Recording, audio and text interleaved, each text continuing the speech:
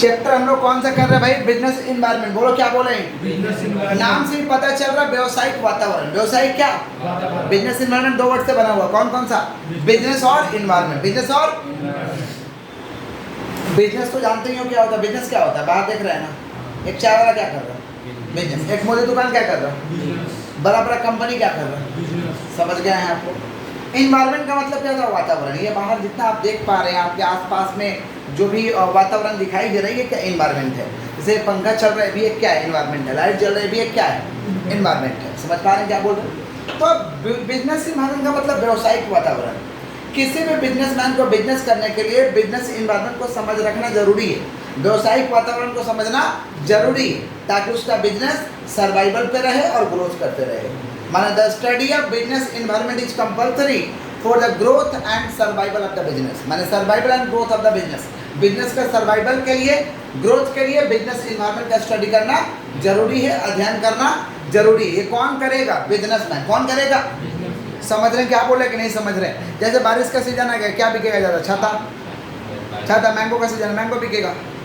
अब फ्रूट्स बिक रहता हो तो मैंगो बेचो, ज़्यादा बिकेगा। लीची बेचो, जामुन बेचो, सीजनल फ्रूट्स है। नहीं समझे? अब जो सीजन में आता ही नहीं वो वाला बेचने जाओगे तो फायदा भी कम होगा, बिकेगा भी कम। फायदा भी कम, बिकेगा भी कम, क्योंकि सीजनल नहीं ना है। समझ पा रहे हैं क्या बोल रहे हैं? और बिकेगा कम। लोग सीजनल फ्रूट्स खरीदते हैं क्योंकि सस्ता पड़ता है। सीजनल फ्रूट्स खरीदते हैं क्योंकि क्या पड़ता है? सावन आने वाला है। कपड़ा वाला लोग देखना दुकान में गेरुआ कपड़ा लटका देगा, देखते हैं ना, पूरा गेरुआ। मैंने एक डेढ़ महीना, इस बार सावन है शायद 2 महीना है। समझ रहे हैं? तो पूरा 2 महीना बिकेगा गेरुआ कपड़ा। समझ रहे हैं क्या आप बोल रहे हैं कि नहीं समझ रहे हैं? जैसे ही ठंडा आ जाएगा क्या रखेगा लोग? Woollen clothes. समझ पा रहे हैं क्या बोल रहे हैं? क्यों? क्योंकि ठंडा आ चुका है। तो देखिए कपड़ा वाला क्या वातावरण का समझ रख रहा है या नहीं रख रहा? रख रहा है ना? बोलिए। तो बिजनेस करने के लिए व्यवसायिक वातावरण का समझ रखना जरूरी है। इसका फीचर्स क्या हो सकता है? जब बिजनेस इन्वायरमेंट का डेफिनेशन लिखवाए थे और समझाए भी थे कि business environment means include. Business environment means क्या था भाई? The sum total factor. Business environment means the sum total factor. समझ पा रहे हैं क्या बोल? Sum total factor which influence the business. माने बिजनेस इन्वायरमेंट में वो सारे फैक्टर आ जाएगा जो बिजनेस को क्या करेगा? इन्फ्लुएंस करेगा, प्रभाव करेगा, प्रभाव डालेगा। Over which business has no control. Over which business है जिसका ऊपर बिजनेस का कोई कंट्रोल नहीं है। क्लियर है क्या? पक्का? आगे बढ़ें लोग। बिजनेस इन्वायरमेंट का फीचर्स क्या हो सकता है? सुनिएगा ध्यान से। फीचर्स क्या होगा बिजनेस इन्वायरमेंट के? आपके घर क्या है कि बाहर का चीज़ है? बाहर का चीज़ है। Totality of external forces, totality of uncertainty है। कब क्या होगा तो नहीं जानते हैं। अभी देखिए धूप है, तुरंत बारिश हो जाएगा। वैसे व्यवसायिक वातावरण है, व्यवसायिक वातावरण में भी कब क्या होगा ये कोई नहीं जानता है। अनसर्टेनिटी है। डायनामिक है because it's keeps on changing, keeps on change होते रहता है। ये क्या है? डायनामिक है। कॉम्प्लेक्स है। कॉम्प्लेक्स माने व्यवसायिक वातावरण को समझना आसान बात है क्या? सब लोग समझ पाएगा? Because there is no fix formula, because there is no fix. तो सारे के सारे फीचर्स है। किसके फीचर्स है? Business environment. किसका फीचर्स है? फीचर्स क्या है? रिवीजन करा, रिवीजन पहले क्या? Totality of external forces, complexity, dynamic, uncertainty. कब क्या होगा कोई नहीं जानता है। अच्छा, बिजनेस इन्वायरमेंट का समझ रखेंगे तो क्या फ़ायदा हो जाएगा? फ़ायदा यही होगा कि कंटिन्यूस लर्निंग, लगातार सीखते रहोगे क्या करना चाहिए नहीं करना चाहिए। इमेज बिल्डिंग, बढ़िया तुम्हारा इमेज रहेगा कंपनी का। सो कंटिन्यूस फोकस बना रहेगा। समझ रहे? Identification of opportunity and getting first mover advantage. मौका को तुम पहचान जाओगे, मौका को तुम पहचान जाओगे, वैसा काम करके तुम फर्स्ट मूवर एडवांटेज लेगा। फर्स्ट मूवर माने उस फील्ड में आगे रहेगा। जैसे एयरटेल क्या है? फर्स्ट मूवर है। एयरटेल क्या है? उबेर क्या है? फर्स्ट मूवर है। जियो क्या है? फास्ट मूवर है। मैंने लास्ट में आया लेकिन फास्ट आया, लास्ट में आया लेकिन समझ रहे क्या बोल रहे? लेकिन यहाँ फास्ट मूवर का बात नहीं चल रहा। किसका बात चल रहा है? First mover. किसका बात चल रहा है? टैपिंग यूजफुल रिसोर्सेज, जो भी संसाधन चाहे जुगाड़ कर पाओगे। अगर व्यवसायिक वातावरण का तुम स्टडी करते हो तो जो भी तुमको संसाधन चाहिए उसका जुगाड़ कर पाएगा। Tapping useful resources. समझ रहे हैं क्या बोल रहे कि नहीं समझ रहे? Tapping useful resources. समझ रहे हैं क्या बोल रहे हैं? और क्या? कॉपिंग विथ रैपिड चेंजेस। जो चेंज होगा उसको तुरंत कॉपी कर लो, जो चेंज होगा तुरंत क्या कर लो? तो ही आपका धंधा चलेगा, नहीं तो नहीं चलेगा। कॉपिंग विथ रैपिड चेंजेस। बोलो क्या बोले हैं? समझे क्या बोले कि नहीं समझे? अब मान लीजिए आपका पड़ोसी वाला कोई दुकानदार है, वो डिस्काउंट दे रहा है तो आपको भी डिस्काउंट देना पड़ेगा, सीधा बात है। मान लीजिए आप डिस्काउंट नहीं दे रहे थे और ये मान लीजिए बालक बगल में दुकान खोल दिया तो ये डिस्काउंट दे रहा है, सस्ता में दे रहा तो आपको भी सस्ता में देना पड़ेगा, आपको भी डिस्काउंट में देना पड़ेगा, नहीं तो आपका नहीं चलेगा, उसका चलेगा।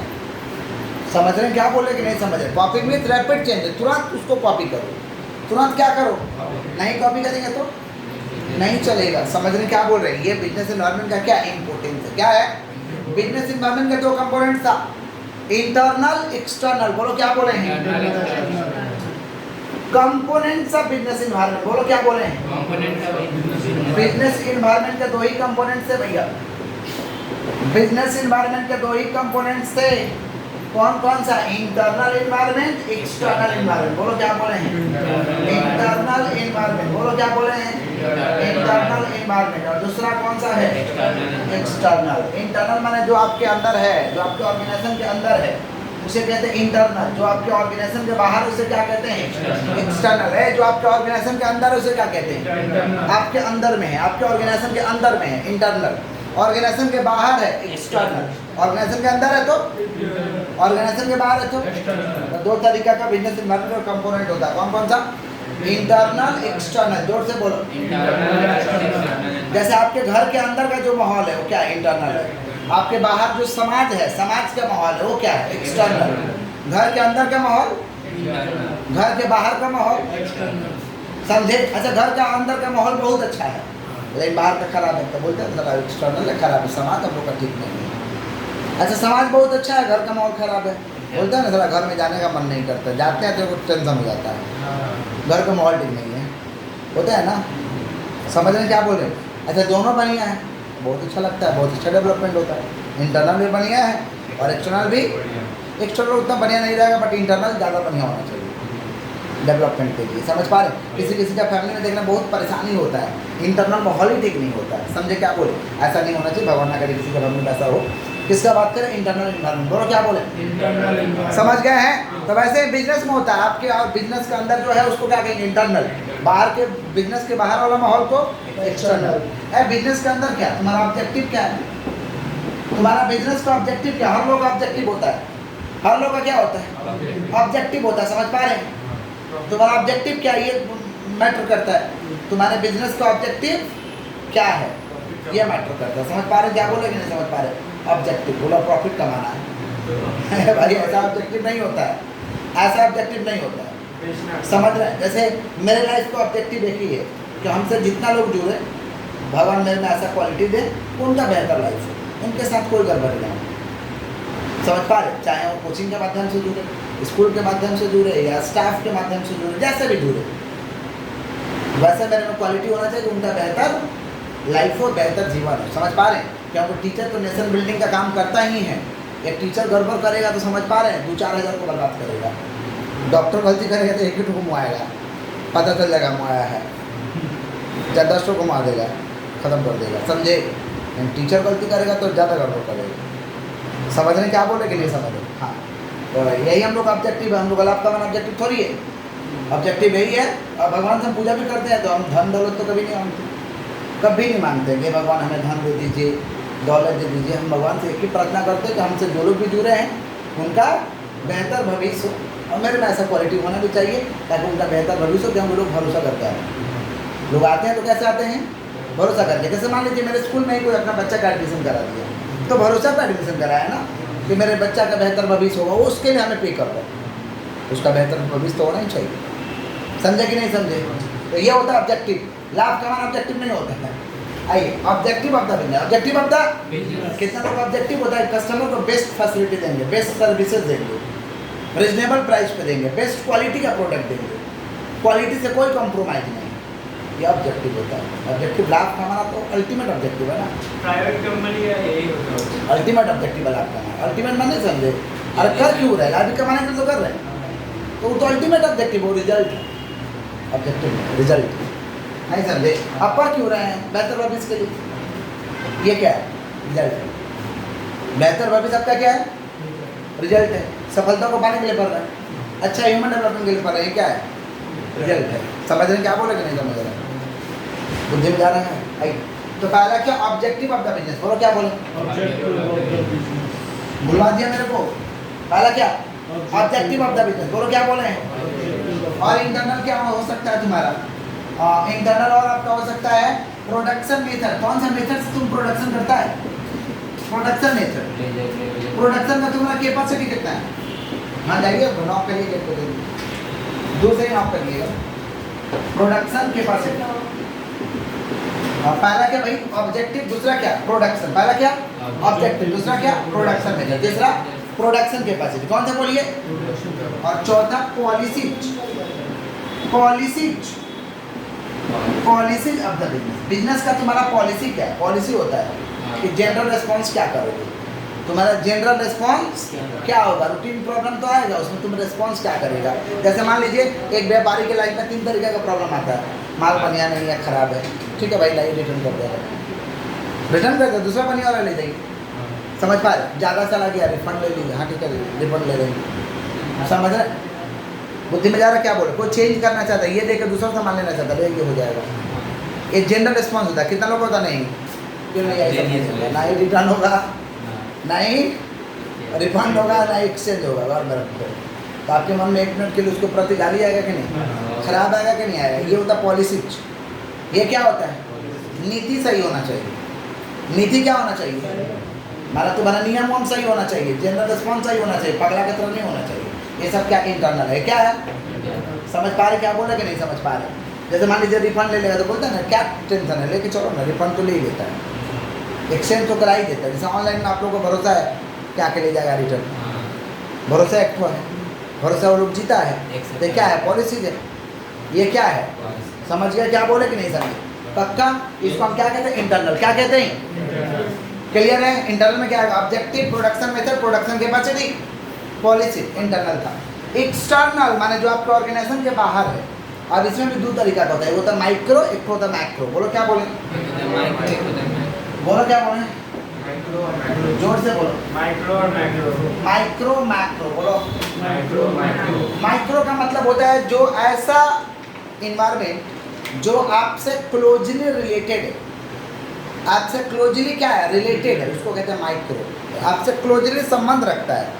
जैसे कस्टमर, आपका कस्टमर आपसे संबंध रखता है, हुआ कस्टमर, हुआ सप्लायर, आपका सप्लायर आपसे संबंधित रखता है। Customer, supplier. सप्लायर माने जो आपको रॉ मटेरियल सप्लाई कर रहा है वो आपसे मतलब तो रखता है। तो पहला पॉइंट है कस्टमर। कौन? कस्टमर का आपसे मतलब है, क्लोजली रिलेटेड है। माल खराब हो जाएगा, गरिया देगा, 4 लोगों को भड़का भी देगा, मत लेना। कस्टमर, समझ पा रहे? सप्लायर जो आपको रॉ मटेरियल सप्लाई करता है। तो देखना होगा, हुआ कस्टमर, हुआ सप्लायर, हुआ कस्टमर, हुआ सप्लायर। याद रखिएगा सभी लोग हमारा कस्टमर नहीं हो सकते। सभी लोग आपका कस्टमर, सबको कस्टमर बनाओगे बहुत तकलीफ लगेगा, सबको कस्टमर बनाइएगा बहुत, सब आपका कस्टमर नहीं हो सकता है। समझ रहे हैं क्या बोल रहे हैं कि नहीं समझ रहे हैं? टीचर है तो सब आपका स्टूडेंट नहीं हो सकता है। अपने स्टूडेंट को पहचानना पड़ेगा कि मेरा स्टूडेंट कौन है। नहीं समझे? हुआ कस्टमर, हुआ नहीं समझे? हुआ सप्लायर, हुआ सप्लायर को पहचानना पड़ेगा कि मेरे को कौन सप्लाई कर सकता है। सब लोग मेरे को सप्लाई नहीं कर सकते। मेरे लिए सूटेबल कौन? मेरे लिए सूटेबल सब लोग आपको सप्लाई कर देगा। सब लोग आपसे सबसे मटेरियल ले लीजिएगा, किससे लेंगे? मेरे हिसाब से सूटेबल कौन है? हुआ सप्लायर। देखना होगा हुआ कंपटीटर को नहीं देखोगे ना तो उड़ा देगा। कंपटीटर क्या कर रहा नहीं कर रहा, उसके भी गतिविधि को ध्यान में रखना होगा। अगर कुछ चेंज ला दिया, हमसे बेटर ला दिया, तो बेटर वाला चीज़ को तुम भी लेके आओ, समझे? ताकि तुम भी चलोगे, वो भी चलेगा, आप भी चलोगे। और कंपटीशन तो अच्छा चीज़, कंपटीटर दोनों का भलाई होता है, एक जन का नहीं होता। कंपटीशन करना अच्छा चीज़ होता है, इसमें तरक्की होता है हर इंसान का। नहीं समझा? आपस में आप लोग कंपटीशन करेंगे, इससे ज़्यादा मार्क्स लाएंगे तो उसका भी तरक्की होगा, उसका भी तरक्की होगा। बट आजकल के बच्चे में कंपटीशन रहा ही नहीं।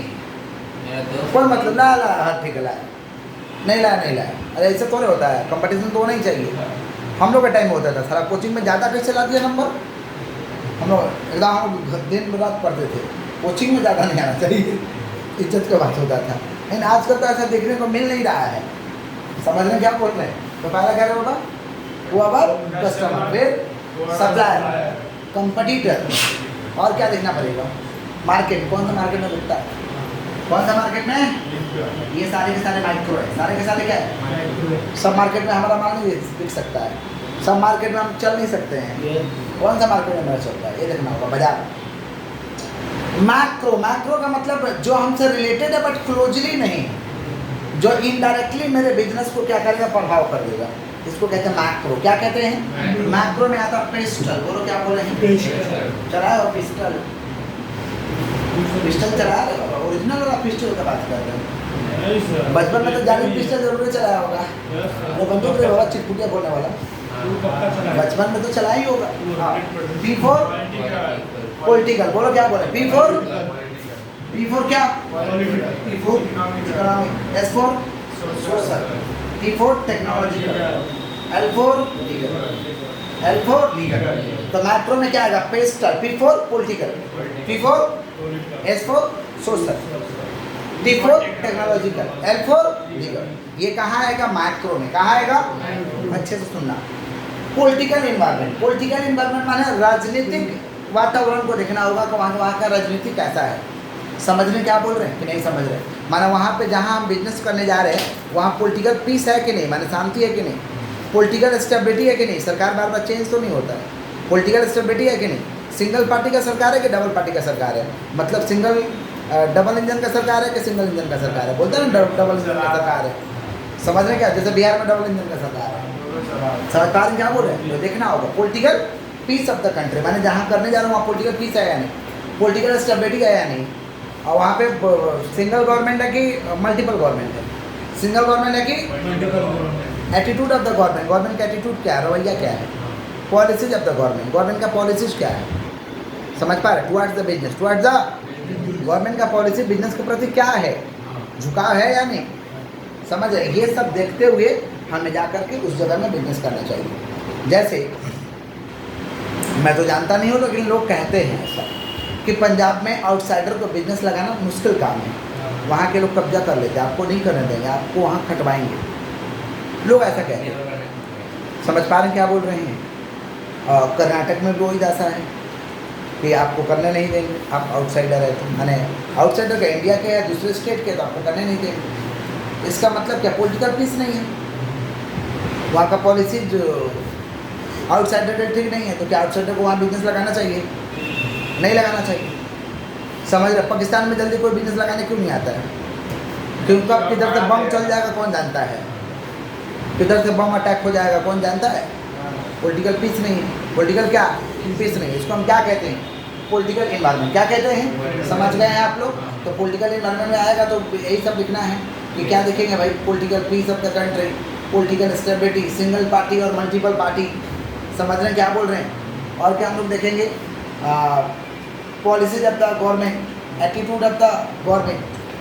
क्लियर है क्या? Political environment. Next economic environment. बोलो क्या बोलो? आर्थिक वातावरण को देख लो, जहाँ बिजनेस करने जा रहे हो वहाँ देख लो कि लोग इकोनॉमिकली संपन्न है कि नहीं, आपके सामान को खरीदेंगे कि नहीं, वहाँ बिकेगा कि नहीं बिकेगा ये सामान। सब जगह सब सामान नहीं बिकता है, समझे? किसका बात करें? Economic environment. किसका बात करें? बिग बाजार जैसे अपना बिजनेस खोलता था तो देखिएगा सेंट्रली बिग लोकेटेड जगह में खोलता था, जहाँ ज़्यादा माने बिग सिटीज उसको सेलेक्ट करते थे। गांव कस्बा में खोल देगा तो चलेगा क्या? बोलिए, नहीं चलेगा, क्योंकि वहाँ का इकोनॉमिक इन्वायरमेंट ठीक नहीं है। तो इकोनॉमिक कंडीशन, इकोनॉमिक वैल्यू ये सब देखना होगा जहाँ बिजनेस करने जा रहे हैं। नेक्स्ट क्या है? Social environment. बोलो क्या बोलो? सोशल इन्वायरमेंट का मतलब होता है कि लोगों का लाइफ स्टाइल देखिए, लाइफ स्टाइल कैसा है, लोग जीते कैसे हैं, सोशल ट्रेंड्स क्या है, सोशल वैल्यूज क्या है। समझ रहे हैं क्या बोल रहे हैं? लोगों का सोच क्या है, ये सब देखना होगा। इसको हम कहते हैं सोशल इन्वायरमेंट। क्या कहते हैं? समाज को देख लीजिए जहाँ बिजनेस करने जा रहे हैं। नेक्स्ट है टेक्निकल इन्वायरमेंट, माने new ways of doing old things, माने नए तरीका से काम को करो, नया टेक्नोलॉजी लेके आओ। समझ पा रहे? टेक्नोलॉजी से काम करिए अगर टेक्नोलॉजी का दरकार है तो। इसको हम कहते हैं टेक्नोलॉजिकल इन्वायरमेंट। क्या कहते हैं? और लास्ट में लीगल इन्वायरमेंट। क्या है? लीगल इन्वायरमेंट का मतलब क्या होता है? लीगल इन्वायरमेंट का मतलब होता है सरकार ने जो भी नियम बनाया है उसे आप फॉलो करो, उसे आप क्या करिए। अच्छा, ये सब चीज़ फेवर में है तो ये हो गया favourable factor of business environment. बालक सुनो ध्यान से, ये सब फेवर में है आपके, तो ये क्या कहलाएगा? Favourable factor of business environment, favourable factor of. और ये सब हमारे फेवर में नहीं है तो क्या कहलाएगा? Unfavourable factor of business environment. बोलो क्या बोले? बोलो क्या बोले? Unfavourable factor of business environment. First industrial policy को डिक्लेयर किया गया था 1948 में। फर्स्ट इंडस्ट्रियल पॉलिसी को कब डिक्लेयर किया गया था? 1948। फर्स्ट इंडस्ट्रियल पॉलिसी कब बना था भाई? 1948। बोलो क्या बोले? 1948। न्यू इकोनॉमिक पॉलिसी बनाया गया था 1991 में। न्यू इकोनॉमिक पॉलिसी 1991 में बनाया था। इसको बनाया था पी राव नरसिम्हा, कांग्रेस के प्रधानमंत्री थे, बहुत अच्छे प्रधानमंत्री थे। इन्हीं का आज न्यू दिया हुआ है, उस पे देश आज काम कर रहा है। न्यू इकोनॉमिक पॉलिसी 1991, इसको कौन बनाया था? हमारे देश के प्रधानमंत्री थे पी राव नरसिम्हा। उस समय हमारे देश के फाइनेंस मिनिस्टर थे मनमोहन सिंह, हमारा एक्स प्राइम मिनिस्टर। समझ रहे हैं क्या बोल रहे कि नहीं समझ रहे? है ना, इसको 10 पिछड़ा वाले समझ रहे हैं क्या बोल रहे हैं? तो उस समय वो क्या थे? फाइनेंस मिनिस्टर थे। समझ रहे हैं? 1991 में ऐसा परिस्थिति हो गया था कि देश को चलाने का सिर्फ और सिर्फ 15 दिन का पैसा बचा हुआ। श्रीलंका जैसा स्थिति होने वाला था, हुआ नहीं, होने वाला था। श्रीलंका में तो ऐसा स्थिति है कि बच्चे का एग्जाम को पोस्टपोन करा दिया गया है। परीक्षा जहाँ पे टाल दिया गया, परीक्षा कराने का पैसा नहीं है। उस देश का स्थिति का आप अंदाजा लगा सकते हैं। समझ रहे क्या बोल रहे हैं? कैसे परीक्षा देगा? पेपर ही नहीं है। उस देश का स्थिति का आप अंदाजा इससे लगा सकते हैं, इस बात से कि एग्जाम को पोस्टपोन करना पड़ेगा। समझ रहे हैं? तो 15 दिन का ही देश चलाने का पैसा बचा था। कब रे बाबा? 1991 में। कब जाके मनमोहन सिंह वर्ल्ड बैंक से कर्ज लेके आए, दूसरे देशों से कर्ज लेके आए और इसको संभाला गया और एक तो पॉलिसी पास किया गया जिसका नाम है न्यू इकोनॉमिक पॉलिसी 1991। बोलो क्या बोले? इसमें 3 महत्वपूर्ण मॉडल को लाया गया जिसे हम लोग एलपीजी मॉडल कहते हैं। बोलो क्या बोले? LPG model. फुल फॉर्म बताओ एलपीजी का बेटा। उससे क्या देश सुधर जाएगा? किसको आता मॉडल भैया? एलपीजी। कौन सा मॉडल? L4 liberalisation. बोलो क्या बोले? L4 liberalisation. बोलो क्या बोले? L4 liberalisation. L4 P4 privatisation. P4 क्या? प्राइवेटाइजेशन। और G4 ग्लोबलाइजेशन। मानता नहीं समझ ना, प्राइवेट बोलते हैं तो पढ़ो ना भाई। G4 globalisation. G4 कौन सा मॉडल का बात करें? एलपीजी। बोलो क्या बोले? L4 liberalisation. L4 liberalisation. P4 privatisation. G4 globalisation. किसका बात कर रहे हैं? LPG model. किसका?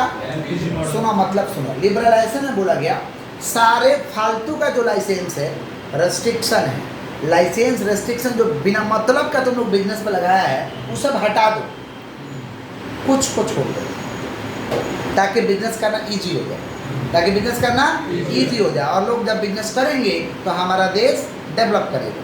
समझ रहे क्या बोल रहे हैं? तो इसमें लिबरलाइजेशन में बोला गया कि removal of unnecessary licence restriction except few. Except मतलब कुछ को छोड़ के जितना फालतू का तुम लोग लाइसेंस बना रखे हो ये सब हटाओ। समझे क्या बोले? अच्छा ये नियम लाया, नियम तो बढ़िया लाया। अब आराम से ठेला लगाना चाहते हो, कोई लाइसेंस का दरकार नहीं, जाओ ठेला लगा के बेचो। बढ़िया चलने लगा तो ट्रेड लाइसेंस बना दो। बढ़िया चलने लगा तो क्या बना? Trade licence. मोदी दुकान खोलना, खोल बेचो ना 1 महीना, कोई दिक्कत नहीं। बढ़िया चलने लगा तो ट्रेड लाइसेंस बना दो। किसी को बोलो मत नहीं बनाया है, ऐसे दिक्कत हो जाएगा। समझ रहे क्या बोल रहे हैं? समझ रहे कि नहीं समझ रहे? किसका बात कर रहे हैं भाई? लिबरलाइजेशन। किसका? दूसरा बोला गया कि freedom to fix prices of goods and services. वस्तु और सेवा तुम बना रहे हो ना, तुम अपना दाम को तय करो। चाय तुम बेचा, चाय का दाम तुम तय करो। पकौड़ी तुम बेचा, पकौड़ी का दाम तुम तय करो। पुचका तुम बेचा, तुम तय करो तुमको कैसे बेचना है। हम लोग इसमें नहीं बोलेंगे, सरकार बोला। समझ पा रहे? Freedom to fix prices of goods and services. Expansion of business. Business को बढ़ाना चाहते हो, एक ठेला से 2 ठेला करना चाहता करो। ठेला लगा रहा था, दुकान करना चाहता करो, कोई दिक्कत नहीं। एक दुकान से 4 दुकान करना चाहता करो, कोई दिक्कत नहीं।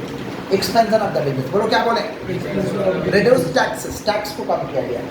Reduce taxes. रिड्यूस क्या? Taxes. Movement of goods and services. वस्तु का लेन देन को करने में सुविधा लाया गया। Movement of goods and services. ये सारे के सारे लिबरलाइजेशन में डिसीजन लिए गए थे। सारे के सारे कहाँ डिसीजन लिए गए थे? लिबरलाइजेशन। बोलो क्या बोल रहे हैं? तो liberalisation refers to removal of unnecessary licence restriction except few. और क्या क्या किया गया भाई? Reduce taxes, freedom to fix prices of goods and services, freedom to expansion of business, freedom to expansion of, ये सारे के सारे कहाँ लिया गया था भाई? लिबरलाइजेशन। बढ़िया नियम लाया गया ना, खराब नियम है क्या? P4 privatisation. बोला प्राइवेट सेक्टर को डेवलप करो, काम बढ़ा दो प्राइवेट सेक्टर का, पब्लिक सेक्टर का काम कम करो, माने सरकार का काम कम करो, प्राइवेट का काम बढ़ाओ। ये मुख्य निर्णय लिया गया था प्राइवेटाइजेशन में।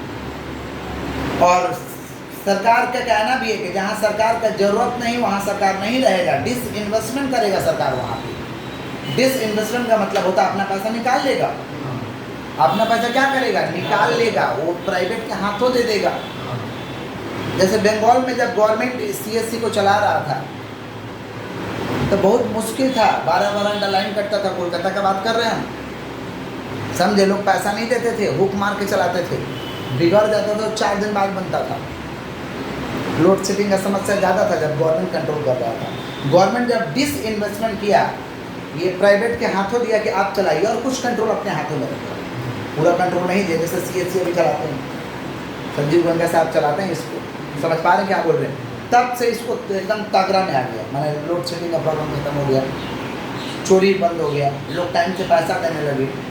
खराब होता है तुरंत 2-4 घंटा में बन जाता है, इससे ज़्यादा टाइम नहीं लगता है। कुछ भी होता है तुरंत फोन करके हम लोग बोलने लगते हैं कहाँ हुआ, लाइन कटा है, तुरंत लोग आ जाता है करने के लिए, समझ रहे?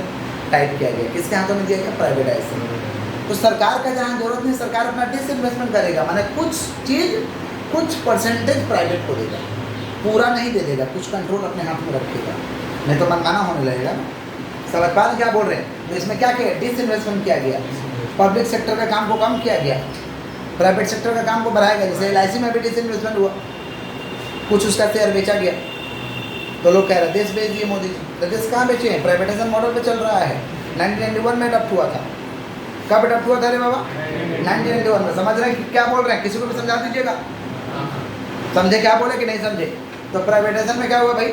Dish investment in public sector, reduce role of public sector, increase role of private sector, increase role of. इसे क्या फायदा हुआ प्राइवेटाइजेशन करने से? स्पीडी इकोनॉमिक डेवलपमेंट हुआ, तीव्र गति से देश का विकास हुआ। समझ पा रहे? इंक्रीज ट्रेजरी ऑफ गवर्नमेंट, सरकार के पास बहुत पैसा आया फंड में, टैक्स फैक्स सब आ गया।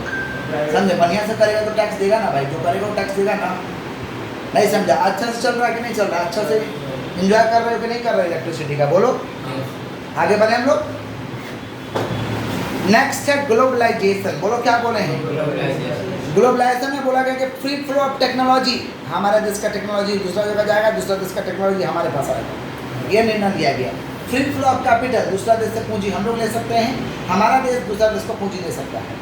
फ्री फ्लो ऑफ कैपिटल, जैसे देखिएगा बहुत सारे नए नए स्टार्टअप है जो दूसरे देशों से फंडिंग लेके आते हैं। नए नए स्टार्टअप है जो दूसरे देशों से क्या लेके आते हैं? फंडिंग लेके आते हैं। जैसे बायजू भी दूसरा देशों से फंडिंग लेके आया है, अनअकैडमी भी दूसरा देशों से फंडिंग लेके आया है। समझ में क्या बोल? दूसरे देश के किसी इन्वेस्टर से लोग या बैंक से फंडिंग लेके आया है, तब जाके इतना बड़ा कार्य चल रहा है। तो कहने का मतलब है कि इसमें ग्लोबलाइजेशन की वजह से नहीं हो रही। फ्री फ्लो ऑफ क्या?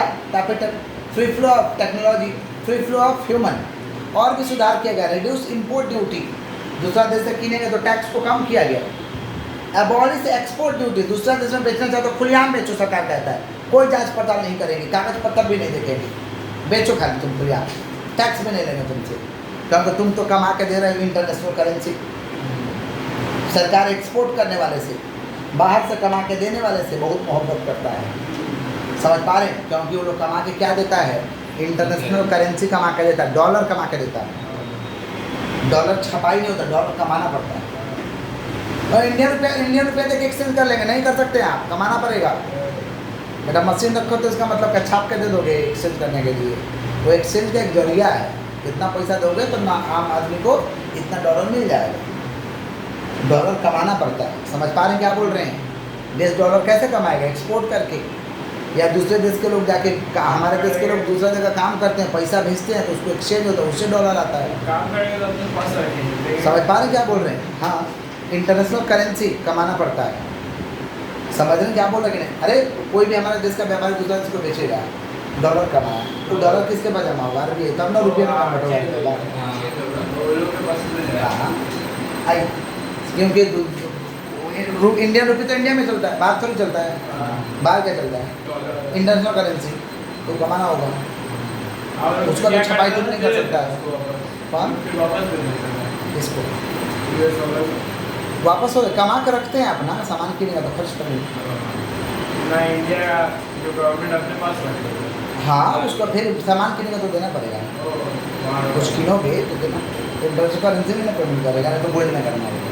समझ रहे कि नहीं समझ रहे? देश को रुपया कमाना पड़ता है भाई, जैसे तुमको रुपया कमाना पड़ता है अपना लाइफ चलाने के लिए ना, तो देश को भी देश चलाने के लिए रुपया कमाना होगा। छाप के नहीं दे सकते हो, छापा हुआ रुपया कल देश में काम आएगा, देश के अंदर, देश के बाहर काम नहीं आएगा। दूसरा देश से किनोगे तो कैसे क्या चाहिए तो कमाना होगा, नहीं समझा। तुम लोग कुछ किनने के लिए रुपया क्या करना होगा, कमाना होगा। तो वैसे ही देश है, देश को भी कमाना होगा। समझा कि नहीं समझा? समझ रहे हो? किसका बात कर रहे हैं? ग्लोबलाइजेशन। किसका बात कर रहे हैं? तो न्यू इकोनॉमिक पॉलिसी में कितना स्टेप को लिया गया था? 3। कौन कौन? Liberalisation, privatisation, globalisation. बोलो क्या बोले? जोर से बोलो। Liberalisation, privatisation, globalisation. लिबरलाइजेशन का मतलब रिमूवल ऑफ अननेसेसरी रेस्ट्रिक्शन। समझ पा रहे क्या बोलो? लाइसेंस एक्सेप्ट हो, उसमें आज़ादी दे दिया गया, प्राइस को तय करने का, बिजनेस को बढ़ाने का आज़ादी दे दिया गया। ये सब आज़ादी दिया गया। कहाँ पे भैया? लिबरलाइजेशन। प्राइवेटाइजेशन में पब्लिक सेक्टर के काम को कम किया गया, प्राइवेट सेक्टर के काम को बढ़ाया गया, जिससे देश का क्या हुआ? तीव्र गति से विकास हुआ। समझ पा रहे हैं क्या बोले कि नहीं समझ पा रहे? शॉर्ट बोलो क्या बोले हैं? शॉर्ट। S for strength। बोलो क्या बोले हैं? W for weakness। W for O for opportunity। T for threat। T for किसका बात करें? शॉर्ट। किसका? क्या कह रहे बाबा? S for strength, W for weakness, O for opportunity, T for threat, S for strength। ये तुम्हारे अंदर होता है। अपने स्ट्रेंथ को पहचानो कि तुम्हारा स्ट्रेंथ क्या। हर लोग एक स्ट्रेंथ होता है। अपने ताकत को पहचानो, अपने क्षमता को पहचानो। समझ पा रहे क्या बोल रहे? ये क्या इंटरनल होता है? क्या होता है? W। हर इंसान में लोगों का W होता है। W weakness. W हर इंसान का अंदर होता है। अपने वीकनेस को पहचानो और उस पर काम करो। वीकनेस को पहचानो और उस पर क्या करो? काम करो, ताकि वो चीज़ सही हो जाए। वीकनेस ये इंटरनल है। क्या है? O for opportunity. देखो तुम्हारे लिए मौका क्या है, तुम्हारे स्ट्रेंथ के हिसाब से मौका क्या, कहाँ भजा सकते हैं। अपॉर्चुनिटी ये एक्सटर्नल है। थ्रेट्स, देखो किससे तुमको नुकसान है, उससे बचना होगा। थ्रेट्स को पहचानो, किससे तुमको क्षति है, किससे तुमको नुकसान होने वाला है। ओ और टी क्या? एक्सटर्नल है। एस और डब्ल्यू क्या है? इंटरनल है। ओ और टी क्या है? और एस और डब्ल्यू क्या है? जितना लेक्चर की एक बार मार्क करते हैं।